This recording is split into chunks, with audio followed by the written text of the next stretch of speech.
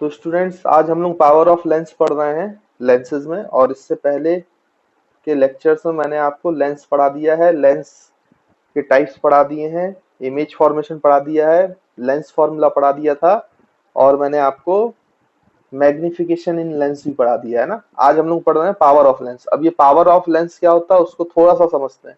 Definition में बाद में समझाता हूँ आपको, पहले आप समझें कि है क्या। जैसे मान लीजिए मेरे पास एक कॉन्वेक्स लेंस है। इस तरीके से आप जानते हो कॉन्वेक्स लेंस कन्वर्जिंग लेंस होता है। तो ये मान लीजिए आपकी प्रिंसिपल एक्सिस है ना, और ये आपका ऑप्टिकल सेंटर है ओ, और मान लीजिए इसका फोकल लेंथ इधर है, ये फोकल लेंथ है एफ, और ये 2f है ना। अब मान लीजिए कि यहाँ से प्रिंसिपल एक्सिस के पैरेलल इस लेंस में एक रे गिरी, ये ऐसे रे आई पैरेलल टू प्रिंसिपल एक्सिस। तो आपको पता है पैरेलल टू जो प्रिंसिपल एक्सिस आएगी वो ऐसे सीधी चली जाती अगर ये लेंस नहीं होता, ये इस तरीके से डॉटेड लाइन में। लेकिन क्योंकि ये लेंस आ गया तो ये रे को वो ऐसे मोड़ देगी, और कहाँ से पास करा देगा, कन्वर्जिंग लेंस है ना, ऐसे मोड़ देगा। तो इसने मान लो कितना एंगल डेविएट कर दिया ओरिजिनल पाथ से। ये ऐसे जाना चाहती थी बट उसको ऐसे मोड़ दिया। तो मैं बोल रहा हूँ कि इसने कितना मोड़ दिया बच्चों, डेल्टा वन, है ना। हम बोल रहे हैं किसने कितना मोड़ दिया, डेल्टा वन। ठीक है बच्चों। फिर मैं आपसे बोल रहा हूँ कि एक दूसरा लेंस है, ऐसा ही मैं इसके जस्ट नीचे बनाता हूँ। ऐसा ही आपका एक दूसरा लेंस है, वो भी कन्वर्जिंग कॉन्वेक्स लेंस है। ये प्रिंसिपल एक्सिस उसकी है, ये ऑप्टिकल सेंटर है, और उसका फोकस यहाँ है, और 2f यहाँ है। अब इसमें भी आपने क्या किया कि एक पैरेलल टू प्रिंसिपल रे गिराई, पैरेलल टू प्रिंसिपल एक्सिस एक रे गिराई। तो आपको पता है कि अगर ये लेंस नहीं होता तो ये डॉटेड लाइन में जाता है ऐसा, बट ये लेंस है तो उसको ऐसे मोड़ देगी, और मोड़कर कहां से पास करा देगी, फोकस से। तो मान लीजिए इस सेकंड वाले लेंस ने कितना मोड़ा, डेल्टा टू, और फर्स्ट वाले लेंस ने कितना मोड़ा, डेल्टा वन, है ना। फर्स्ट वाले ने डेल्टा वन मोड़ा और सेकंड वाले ने इसको कितना एंगल मोड़ दिया, डेल्टा टू। तो आपसे अगर मैं पूछूं कि फर्स्ट लेंस और सेकंड लेंस में किसने ज्यादा मोड़ा, किसने ज्यादा इसको कन्वर्ज किया है, फर्स्ट वाले लेंस ने कि सेकंड वाले लेंस ने, तो आपको क्लियरली दिख रहा होगा कि फर्स्ट वाले लेंस ने ज्यादा मोड़ा है। मतलब जो फर्स्ट वाले लेंस का एंगल ऑफ डेविएशन है डेल्टा वन, वो कहीं ज्यादा है किससे, सेकंड वाले लेंस से। ये वाला एंगल कम है और ये वाला एंगल ज्यादा है, तो delta one is greater than delta two. तो मैं आपसे बोलूं कि किसकी ताकत ज्यादा है मोड़ने की, रे को कन्वर्ज करने की ताकत किस किस लेंस की ज्यादा है, तो आप बोलोगे लेंस वन की कन्वर्जिंग पावर लेंस टू की कन्वर्जिंग पावर से ज्यादा है, क्योंकि ये ज्यादा एंगल से मोड़ देता है। अब ऐसा क्यों हुआ, तो देखो ये इसलिए हुआ क्योंकि जो सेकंड लेंस का फोकल लेंथ है, आप फर्स्ट लेंस का फोकल लेंथ f1 मान लो, सेकंड लेंस का फोकल लेंथ f2 मान लो, है ना। तो फर्स्ट लेंस का जो फोकल लेंथ है वो देखो कम है ना बच्चों, f1 कम है, और जबकि सेकंड लेंस का फोकल लेंथ जो है वो f2 ज्यादा है। यानी कि आपका डेल्टा वन ज्यादा है तो उसकी फोकल लेंथ कम है, तो f1 छोटी है किससे बच्चों, f2 से। यानी सोचो आपकी ये फोकल लेंथ जितनी ज्यादा कम होगी, ये रे उतनी ही ज्यादा कन्वर्ज होगी। यानी इसका कन्वर्ज होना इस बात पे डिपेंड करता है कि फोकल लेंथ कितना है। जितनी कम होगी फोकल लेंथ जितना डिक्रीज करेगा उतना ही ज्यादा एंगल ऑफ डेविएशन होगा, या फिर हम बोलेंगे लेंस की उतनी ज्यादा पावर है उसको मोड़ने की। तो पावर क्या हुआ, पावर का मतलब कितनी ताकत से मोड़ सकता है कोई लेंस रे को। तो जितना कम फोकल लेंथ होगा उतनी ज्यादा ताकत होगी, उतना ज्यादा अमाउंट से क्या कर पाएगा लेंस रे को डेविएट कर पाएगा, मोड़ पाएगा, है ना बच्चों। तो एक्चुअली में जो पावर ऑफ लेंस है ये रेसिप्रोकल ऑफ फोकल लेंथ है। जितनी कम फोकल लेंथ उतनी ज्यादा पावर, उतना ज्यादा एंगल ऑफ डेविएशन, है ना। तो हम पावर ऑफ लेंस की डेफिनेशन लिख सकते हैं। तो आप जब किताबों में पढ़ोगे तो इसकी डेफिनेशन लिखी हुई मिलेगी।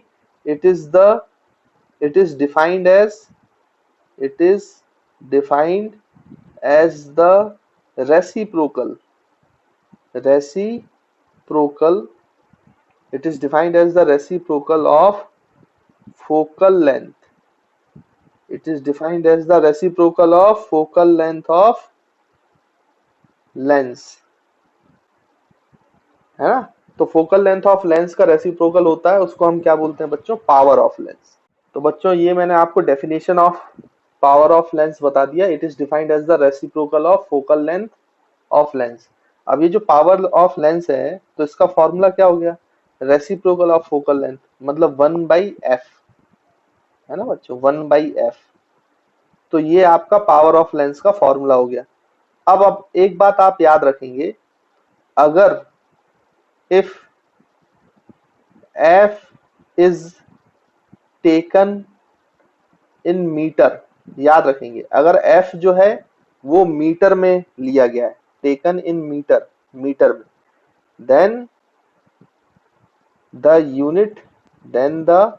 Unit of power is dioptre.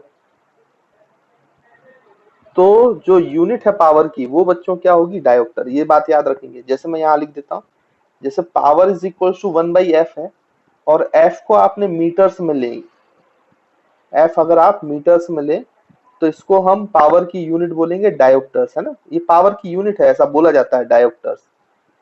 और इसको कैपिटल डी से डिफाइन किया जाता है, कैपिटल डी से रिप्रेजेंट किया जाता है। ये याद रखना, लेकिन तभी होगा, डायोप्टर में आप तभी लिखोगे जब आप फोकल लेंथ को किस में लोगे बच्चों, मीटर में। लेकिन मीटर में तो दिया नहीं है, आपने जब क्वेश्चन करोगे तो बहुत सारे डाटा में जो फोकल लेंथ है वो सेंटीमीटर्स में होती है, मीटर्स में नहीं होती है। तो याद रखेंगे, अगर पावर क्या होगा 1/4 फोकल लेंथ, लेकिन फोकल लेंथ सेंटीमीटर में दोगे तो यहाँ पे डायोप्टर नहीं आएगी यूनिट, यहाँ पे आपको मीटर में कन्वर्ट करना पड़ेगा। अब फोकल लेंथ सेंटीमीटर में है तो मीटर में कन्वर्ट करना है तो क्या करना पड़ेगा बच्चों, क्या हम डिवाइड बाई 100 कर देते हैं। हमें कोई भी, जैसे 5 सेंटीमीटर है तो 5 सेंटीमीटर को अगर मीटर में कन्वर्ट करना है बच्चों तो क्या करना पड़ेगा, उसको डिवाइड बाई 100 करना पड़ेगा, तभी तो वो मीटर में कन्वर्ट होगा। वैसे ही f सेंटीमीटर है तो f को किससे डिवाइड करना पड़ेगा, 100 से, तभी तो मीटर में कन्वर्ट होगा। तो याद रखेंगे, आपको पहले इसको सेंटीमीटर को मीटर में कन्वर्ट करना पड़ेगा।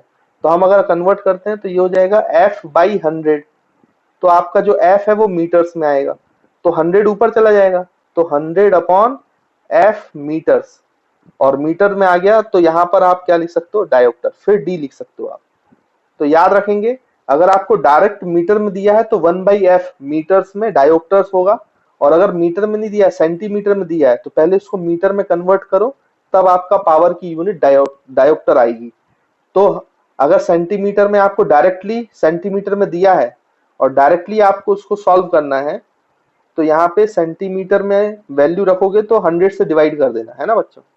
ये बात याद रखना, मतलब अगर आपको डायोप्टर में चाहिए तो आपको अगर सेंटीमीटर में दिया है तो 100 से डिवाइड करना, या फिर पहले उसको मीटर में कन्वर्ट कर लेना और फिर 1/f लगाना, और अगर डायरेक्ट सेंटीमीटर वाली वैल्यू रखना तो 100/f सेंटीमीटर कर देना, तो वो मीटर में कन्वर्ट हो जाएगा और आपका यूनिट जो है वो डायोप्टर्स आ जाएगा।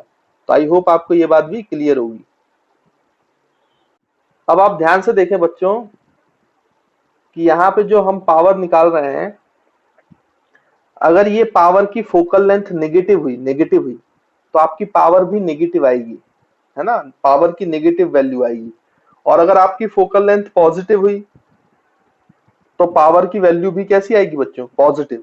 अब आप एक काम करो, आप याद करो कि फोकल लेंथ नेगेटिव कब होती थी और फोकल लेंथ पॉजिटिव कब होती थी। तो मैंने लिखवाया हुआ है आपको कि जो फोकल लेंथ है वो पॉजिटिव होती थी कन्वर्जिंग लेंस के लिए, और जो फोकल लेंथ है वो नेगेटिव होती है डाइवर्जिंग लेंस के लिए, है ना। तो पावर भी पॉजिटिव होगी किसके लिए, कन्वर्जिंग लेंस के लिए, और नेगेटिव होगी किसके लिए बच्चों, नेगेटिव होगी डाइवर्जिंग लेंस के लिए। तो मैं यहाँ पे लिख देता हूं कि power of converging lens is positive. Converging lens की पावर हमेशा कैसी होगी बच्चों, पॉजिटिव होगी, because its focal length is also positive, क्योंकि उसकी फोकल लेंथ भी कैसी होती है बच्चों, पॉजिटिव होती है। किसकी, कन्वर्जिंग लेंस की, है ना। वैसे ही डाइवर्जिंग लेंस की फोकल लेंथ क्या होती है बच्चों, नेगेटिव। तो हम लिख सकते हैं power of diverging lens, power of diverging lens is negative, उसकी पावर नेगेटिव होगी, because it's focal length is negative, क्योंकि उसकी फोकल लेंथ जो होती है बच्चों वो नेगेटिव होती है, इज ऑल्सो नेगेटिव, तो उसकी पावर भी नेगेटिव होगी, है ना। तो आई होप आपको ये वाला पॉइंट भी क्लियर होगा। तो ये था बच्चों किसके बारे में, पावर ऑफ लेंस के बारे में। डायोप्टर हमेशा याद रखेंगे, dioptre is the SI unit for power, लेकिन फोकल लेंथ जब मीटर में होगी तब पावर की यूनिट डायोप्टर होगी। तो अगर आपको सेंटीमीटर में दिया हो तो पहले उसको मीटर में कन्वर्ट कर लें और 1/f इन मीटर्स का फॉर्मूला लगा लें, या फिर आपको नहीं कन्वर्ट करना है तो आप डायरेक्ट ये वाला फॉर्मूला यूज करें अगर डायोप्टर में आंसर चाहिए। पावर इक्वल्स टू 100/f, और अब f को आप सेंटीमीटर में लिख सकते हो, 100/f इन सेंटीमीटर, तो आपको आंसर मिल जाएगा डायोप्टर, है ना। तो आई होप आपको बच्चों ये क्लियर होगा। तो बच्चों देखिए अब हम लोग स्टार्ट कर रहे हैं combination of thin lenses. Power of lens हो गया हमारा। अब ये कॉम्बिनेशन ऑफ थिन लेंसेज कहाँ पे यूज होता है, तो मैं आपको सिचुएशन बताता हूँ, तो आपको प्रैक्टिकली समझ में आएगा कि कैसे यूज करते हैं कॉम्बिनेशन। अब आप लोगों में से कई सारे बच्चे, आपको पता है कि ग्लासेस पहनते हैं, चश्मा पहनते हैं ना, और चश्मा पहनते हैं तो आप लोगों ने देखा होगा जो लोग चश्मा बनवाने जाते हैं, या फिर आप किसी अपने फ्रेंड के साथ गए हो या पेरेंट्स के साथ गए हो, कभी आई टेस्टिंग के लिए गए हो, तो आपने देखा होगा कि जब वो आंखों को टेस्ट करते हैं और आपको अगर चश्मा लगना होता है तो वो एक चार्ट दिखाते हैं आपको, है ना, ABCD वगैरह वगैरह का ऐसे चार्ट लगा रहता है ना एक दीवार में। उसमें पहले बड़े बड़े शब्दों में लिखा रहता है ना, ABC या कुछ भी लिखा रहता है, और फिर उससे भी छोटे शब्दों में लिखा रहता है, फिर बहुत छोटे शब्दों में लिखा रहता है। तो वो आपको एक चश्मा पहनाता है इस तरीके से, है ना, और वो बोलता है कि इन शब्दों को पढ़ो। फिर वो उस चश्मे में, वो जो चश्मे का फ्रेम होता है वो खाली रहता है, फिर वो एक लेंस डालता है उस चश्मे में और आपसे बोलता है कि देखो कुछ दिखाई दे रहा है कि नहीं। तो आप बोलते हो कि हाँ दिखाई दे रहा है, अगर दिखाई देता है, और नहीं दिखाई देता है तो बोलते हो नहीं दिखाई दे रहा है। तो जब आप बोलते हो नहीं दिखाई दे रहा है तो वो एक और लेंस निकालता है, उसके पास एक बॉक्स होता है लेंसेस का। जो लोग चश्मा लगाने गए होंगे, चश्मा लगवाए होंगे, उनको पता होगा ये बात, और जो उनके साथ गया होगा उनको भी पता होगा। तो फिर वो दूसरा लेंस लगाता है, उसको उसके साथ जोड़ देता है, तो उस चश्मे के फ्रेम में वो दो लेंस रख देता है साथ में। फिर आपसे पूछता है कि भाई बताओ तुम्हें दिखाई दिया कि नहीं दिखाई दिया। फिर वो अगर नहीं दिखाई देता है तो फिर वो एक और लेंस रखता है, ऐसे कॉम्बिनेशन बनाता है, लेंसेस के कॉम्बिनेशन बनाता है, 2 या 3 लेंसेस के। और फिर जिस कॉम्बिनेशन में आपको दिखाई देता है, आप जब बोलते हो कि हाँ मुझे कुछ दिख रहा है, तब वो एक नंबर लिख के दे देता है आपको कार्ड में और बोलता है कि जाओ इस नंबर का चश्मा बनवा लो। तो आप जो चश्मा बनाते हैं दुकान के पास जाते हो और वो कार्ड आप उसको देते हो, तो वो उस नंबर का चश्मा आपको बनाकर दे देता है ना बच्चों। तो जो वो लेंसेस कंबाइन कर रहा होता है, कॉम्बिनेशन बना रहा होता है, तो वो आपके लिए देखता है कि कौन सा कॉम्बिनेशन आपके लिए सही बैठेगा, कौन सी पावर का लेंस आपको सही रहेगा ताकि आपको सही से दिखाई दे। इसलिए कभी कभी क्या होता है ना कि किसी फिक्स पावर का जो लेंस है वो नहीं होता है, हम कई सारे लेंस को कंबाइन करके एक पावर की लेंस को बनाते हैं और फिर बताते हैं कि हाँ ये पावर आपके लिए सही है। इसलिए उसको कॉम्बिनेशन ऑफ डिफरेंट लेंस को पढ़ा जाता है, ये इसका प्रैक्टिकल यूज है। तो ऐसे करके भाई आपने क्या किया कि आपके पास एक लेंस है ना, ये फर्स्ट लेंस हो गया, फिर आपने कॉम्बिनेशन किया, ऐसा सेकंड लेंस हो गया, फिर एक और लेंस मान लीजिए लगा दिया, तो ये आपका थर्ड लेंस हो गया ना। ऐसे आपने 3 लेंस लगा दिए और ये तीनों की कॉमन प्रिंसिपल एक्सिस हो गई, है ना बच्चों। अब आपसे बोला जाए कि बताओ इन तीनों के कंबाइन करने के बाद जो नेट पावर है, जो फाइनल जो चश्मा बनाएगा दुकान वाला जिस पावर का, उसका क्या पावर होगा, उस लेंस का क्या पावर होगा। अब हमें मान लो कि इसकी पावर P1 दी गई है फर्स्ट लेंस की, सेकंड लेंस की पावर P2 दी गई है और थर्ड लेंस की पावर P3 दी गई है। तो जो कॉम्बिनेशन बनेगा इन तीनों का, तो जो नेट पावर होगा, मतलब इसको एक लेंस से हमें रिप्लेस करना है और उसकी जो नेट पावर होगी, जो इक्विवेलेंट पावर होगी, है ना, उसको इक्विवेलेंट पावर बोलते हैं, इक्विवेलेंट पावर। तो this is equivalent power of combination of lens, जो फाइनली वो दुकानदार बनाएगा, आपका चश्मा बनाएगा, है ना। तो इक्विवेलेंट पावर ऑफ लेंस कितना हो जाएगा बच्चों, इन तीनों पावर का सम हो जाता है। जितने भी लेंस हम जोड़ेंगे उन सभी लेंसेज के पावर का सम होता है। तो P1 plus P2 plus P3। अच्छा, और लेंसेज होते तो dot dot dot dot dot dot ऐसे चलता जाता। अब एक बात और याद रखना बच्चों कि इसमें ये जो पावर है ना, ये साइन के साथ आते हैं। अगर मान लीजिए आपके पास 3 लेंस ऐसे होते, ये P1 होता, फिर एक कॉनकेव होता, डाइवर्जिंग लेंस होता, और फिर एक कन्वर्जिंग लेंस होता। तो यहाँ पे देखो P1 पॉजिटिव होता, P2 नेगेटिव होता और P3 पॉजिटिव होता। तब आप पावर जो इक्विवेलेंट है वो आप लिखते P1 माइनस P2, क्योंकि सेकंड वाला लेंस डाइवर्जिंग है तो माइनस है, और प्लस P3। तो याद रखना जब यहाँ पे पावर लिखते हैं P1 plus P2 plus P3 में, तो साइन के साथ रखते हैं। तो जो जिस लेंस का पावर प्लस में है तो उसको प्लस में डालेंगे, और जिस लेंस का पावर नेगेटिव है, डाइवर्जिंग लेंस है, उसकी वैल्यू नेगेटिव में डालेंगे। जनरली हम प्लस में लिख जरूर रहे हैं, लेकिन एक बात याद रखेंगे कि पावर्स को आप प्लस और माइनस के साथ लिखेंगे। डाइवर्जिंग के लिए नेगेटिव साइन के साथ और कन्वर्जिंग के लिए पॉजिटिव साइन के साथ। ठीक बच्चों, तो ये इक्विवेलेंट पावर हो जाती है। तो जब इन लेंसेस को हम रिमूव करते हैं, इक्विवेलेंट एक लेंस से बताते हैं, तो उसकी एक फोकल लेंथ होगी एफ इक्विवेलेंट, है ना, एक फोकल लेंथ होगी।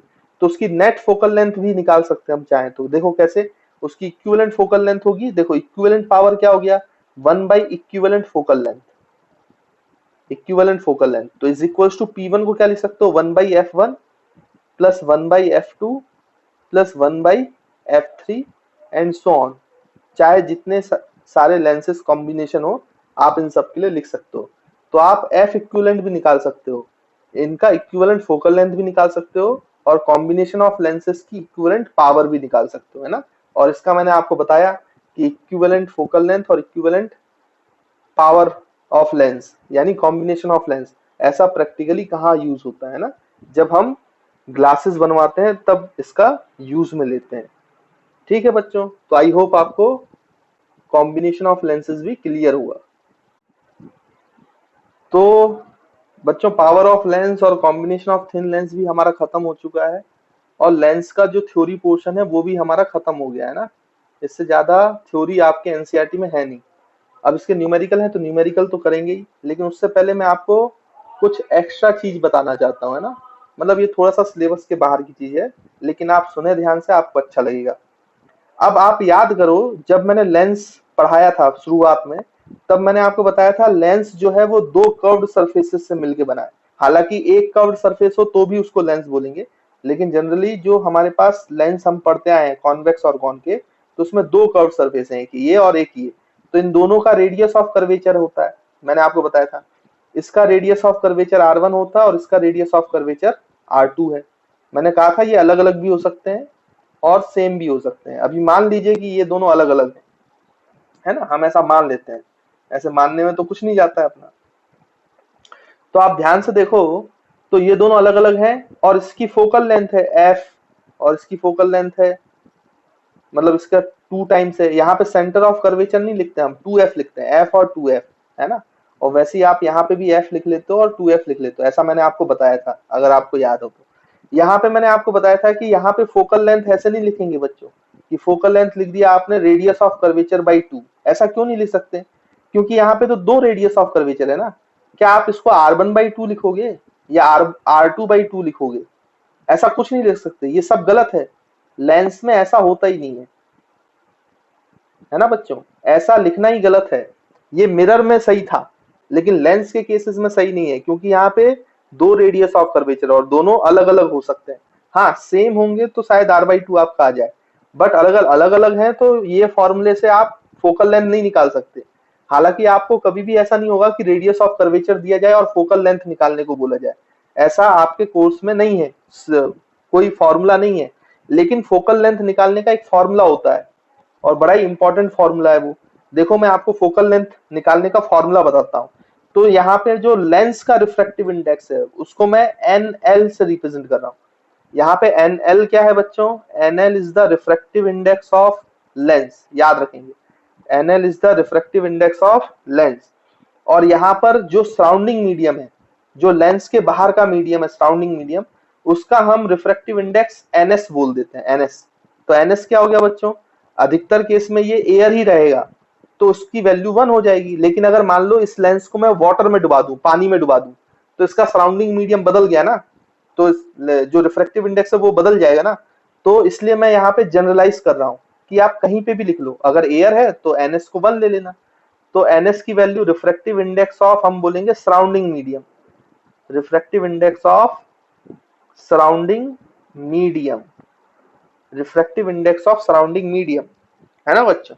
अब ध्यान से देखें तो जो फोकल लेंथ निकालने का तरीका होता है ना, तो बाद में जब आप 12th में जाओगे तो एक फॉर्मूला पढ़ोगे आप, लेंस मेकर फॉर्मूला।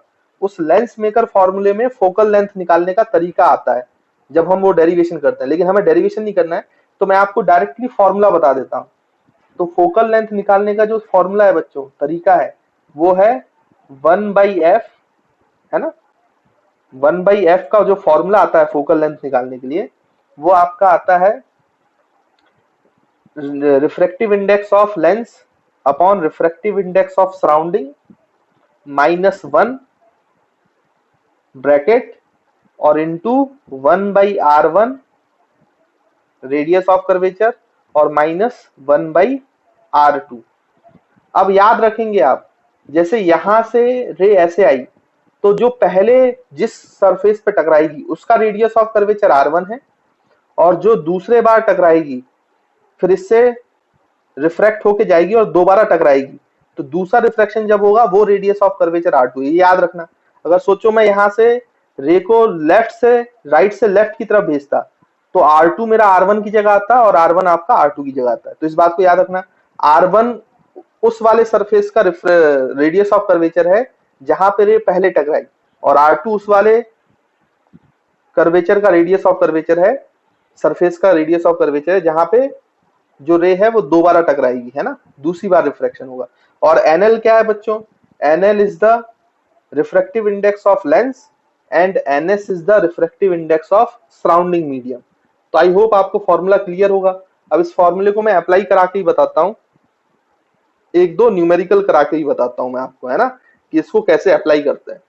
तो देखिए बच्चों, अभी आपको सिर्फ ये फॉर्मूला याद रखना है ना, ये फॉर्मूला इंपॉर्टेंट है आप लोगों के लिए, तो ये आप फॉर्मूला याद रखें, है ना। इस फॉर्मूले से आपको फोकल लेंथ निकालना आ जाएगा, है ना। मैं आपको क्वेश्चन के थ्रू समझा देता हूँ कि कैसे फोकल लेंथ निकालेंगे इस फॉर्मूले से। और याद रखिएगा इसमें r1 r2 की जो वैल्यू रखेंगे वो साइन के साथ रखेंगे, है ना। साइन, आपको साइन कन्वेंशन अप्लाई करना है, अप्लाई साइन कन्वेंशन। और साइन कन्वेंशन में आपको पहले ही बता चुका हूँ, वही साइन कन्वेंशन है जो हमने मिरर में भी अप्लाई किया है और लेंसेज में भी अप्लाई किया है, वो यहाँ पे भी अप्लाई करेंगे। तो आपकी जो फोकल लेंथ की वैल्यू आएगी वो भी साइन के साथ आएगी, है ना। और हमें पता है फोकल लेंथ पॉजिटिव होता है कन्वर्जिंग लेंस के लिए और फोकल लेंथ नेगेटिव होता है डाइवर्जिंग लेंस के लिए। तो चलिए हम लोग नेक्स्ट पेज पे चलते हैं और इस फॉर्मूले को अप्लाई करना सीखते हैं।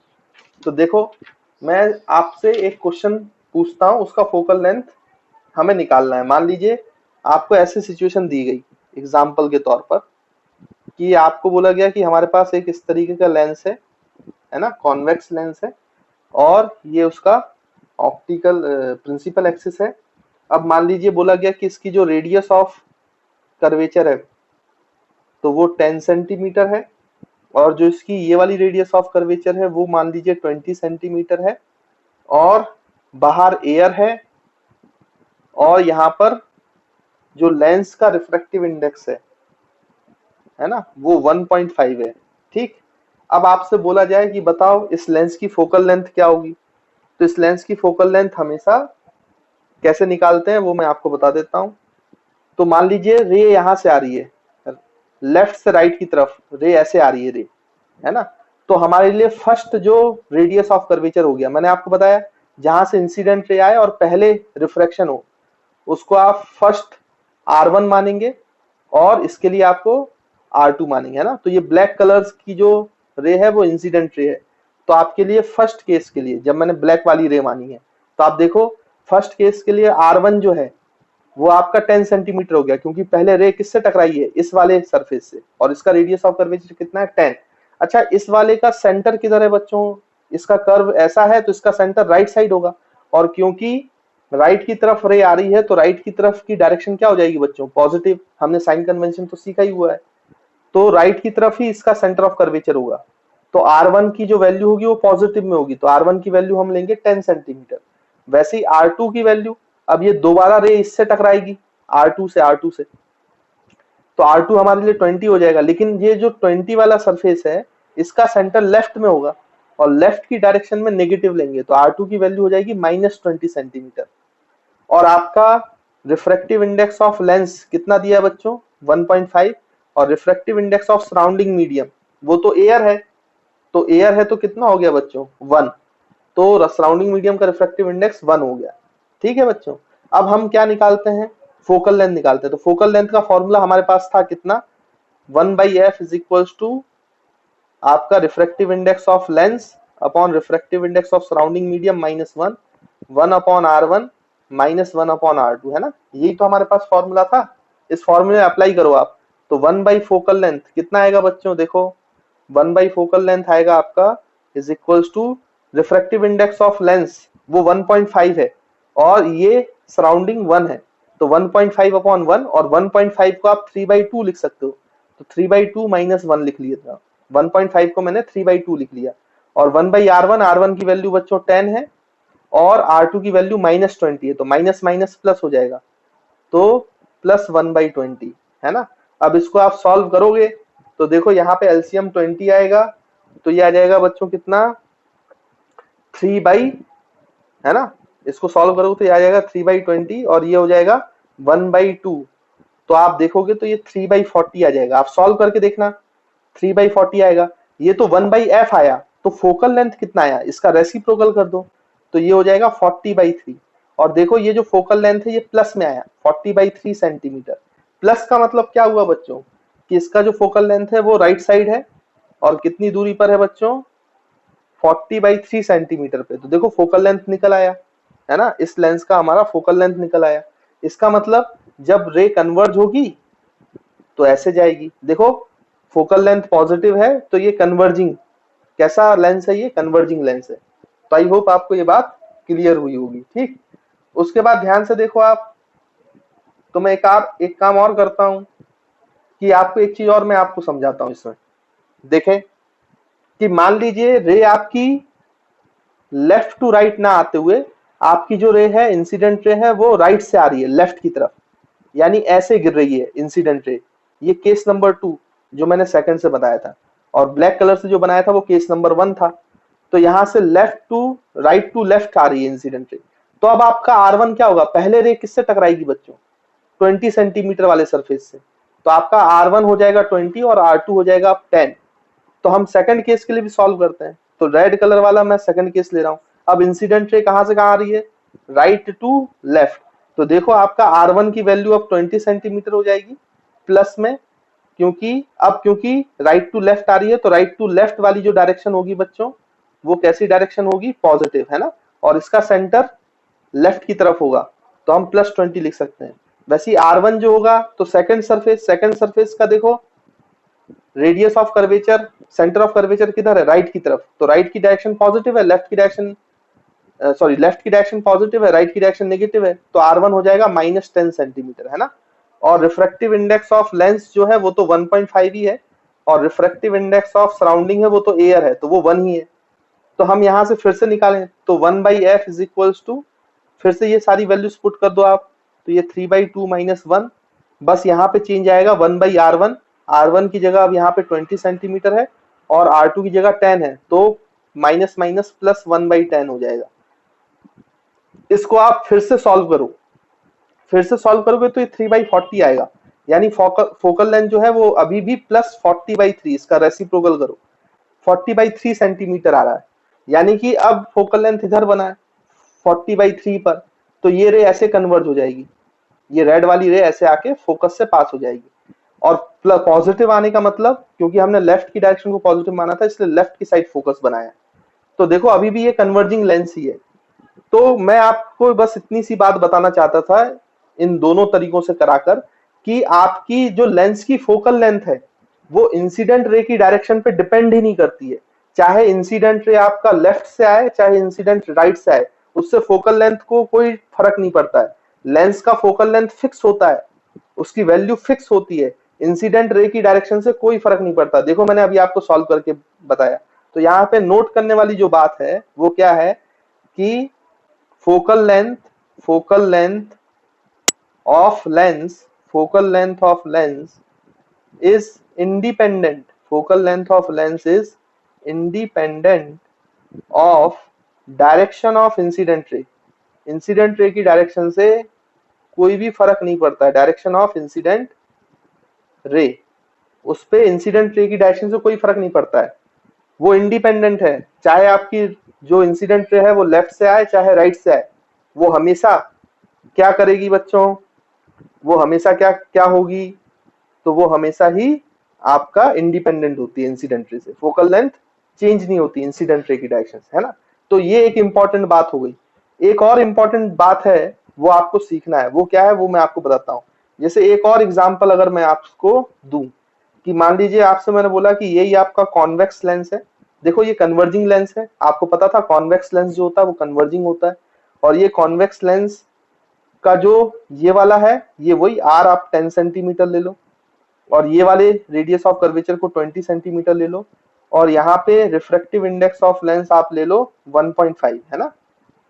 और यहाँ पर जो सराउंडिंग मीडियम है उसका रिफ्रैक्टिव इंडेक्स मैं चेंज कर रहा हूँ। मान लो आपने इस लेंस को किसी लिक्विड में डाल दिया, तो जो सराउंडिंग मीडियम है, तो सराउंडिंग मीडियम का जो रिफ्रैक्टिव इंडेक्स है बच्चों, सराउंडिंग मीडियम का रिफ्रैक्टिव इंडेक्स NS, वो आपका 2 दिया है। अब यहाँ पे एयर नहीं है सराउंडिंग मीडियम में, सराउंडिंग मीडियम में कोई और चीज है, कोई लिक्विड है जिसका रिफ्रैक्टिव इंडेक्स क्या है बच्चों, 2। ये जो लेंस है आपने किसी लिक्विड में डुबा दिया है। अब इसका फोकल लेंथ की वैल्यू क्या होगी, अब ये चेंज हो जाएगी, क्योंकि ये तो सराउंडिंग मीडियम एयर था तब 40/3 था।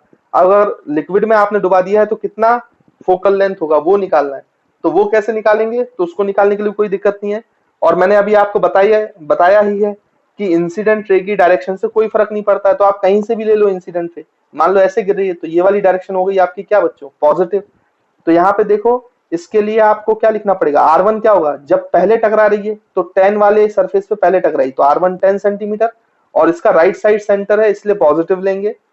और जो आपका R2 है उसका लेफ्ट साइड है और लेफ्ट की डायरेक्शन नेगेटिव है तो -20 सेंटीमीटर ले लेंगे।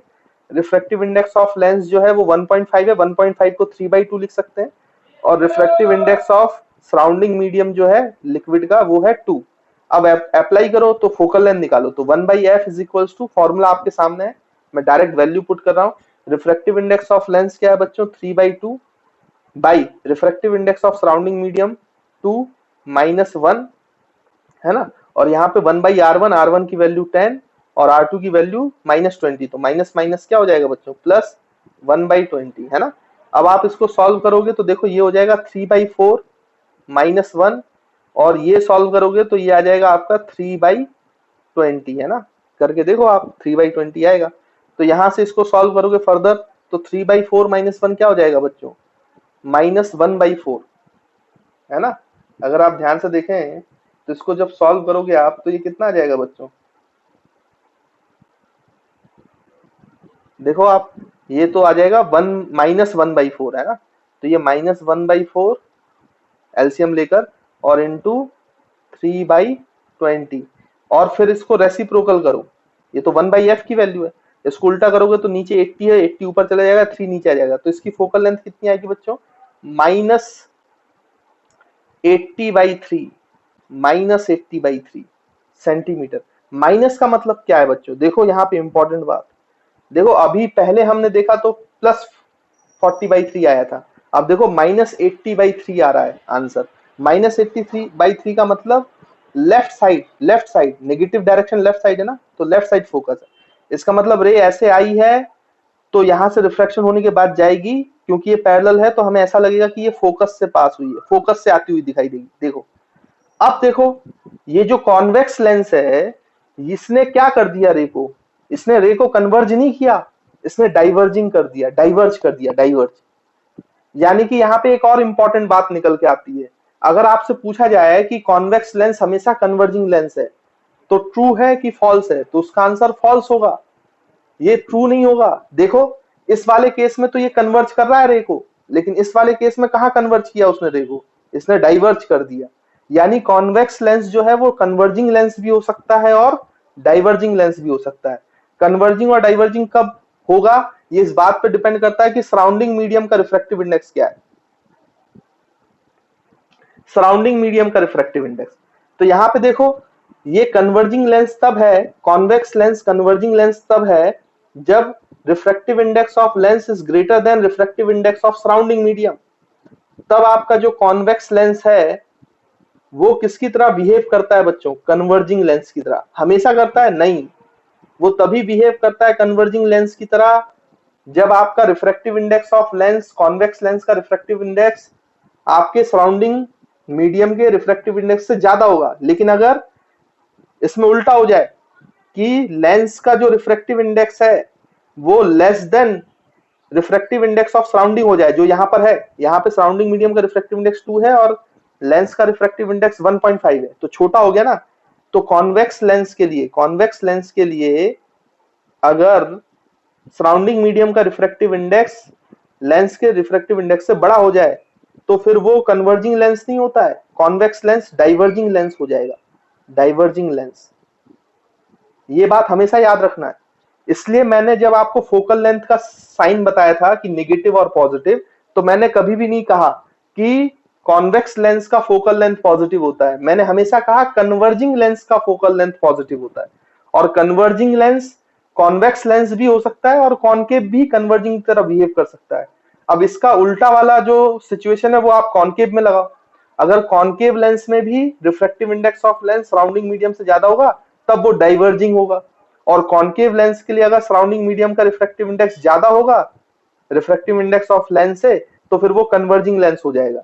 आप लोग इसको खुद से ट्राई करके देखना। किसके लिए, कॉनकेव लेंस के लिए। कॉनकेव लेंस बनाना, ये मैं आपको होमवर्क दे रहा हूं, ये आप वैल्यू ले लेना 10 सेंटीमीटर 20 सेंटीमीटर, और ये इन दोनों कंडीशन के लिए लगा के देखना। तो पहले वाले में उसकी जो फोकल लेंथ है वो नेगेटिव आएगी, आप देखना ट्राई करके, मतलब वो कैसा बिहेव करेगा, डाइवर्जिंग लेंस की तरह। और इस वाले कंडीशन में जब आप कॉनकेव लेंस को सॉल्व करोगे तो आप देखना उसकी जो फोकल लेंथ है वो पॉजिटिव आएगी, मतलब वो कन्वर्ज कर देगा, है ना। तो आपको एक बात यहां से क्लियर हो रही होगी कि कोई भी लेंस कॉनकेव हो कॉन्वेक्स हो वो कन्वर्जिंग या डाइवर्जिंग नहीं होता है। कन्वर्जिंग और डाइवर्जिंग होना इस बात पे डिपेंड करता है कि आपके सराउंडिंग मीडियम का रिफ्रैक्टिव इंडेक्स क्या है। तो कॉनकेव कॉन्वेक्स लेंस हमेशा कन्वर्जिंग है, ये भी ट्रू नहीं है, और कॉनकेव लेंस हमेशा डाइवर्जिंग है, ये भी ट्रू नहीं है ना। ये कब कौन सा लेंस होगा ये कंडीशन मैंने आपको बता दी है ना। तो ये बच्चों याद रखना, और कॉनकेव लेंस के लिए अपने से ट्राई कर लेना तो वो बन जाएगा। तो ये मुझे समझाना था, वो मैंने आपको समझा दिया। इसलिए मैंने आपको कहा कि कन्वर्जिंग लेंस का फोकल लेंथ हमेशा पॉजिटिव होता है और डाइवर्जिंग लेंस का जो फोकल लेंथ है वो हमेशा नेगेटिव होता है। मैंने कहीं पे भी कॉन्वेक्स और कॉनकेव नहीं कहा था, है ना, इसलिए नहीं कहा था। तो आई होप आपको ये बात क्लियर होगी। और ये बात कई बार आपको ओलंपियाड्स में पूछी जाती है, कॉम्पिटिटिव एग्जाम्स में पूछी जाती है ना। तो इसको आप जल्दी से नोट कर लें। और ये जो सेक्शन है हमारा लेंस वाला, ये यहाँ पे खत्म होता है। ठीक है बच्चों।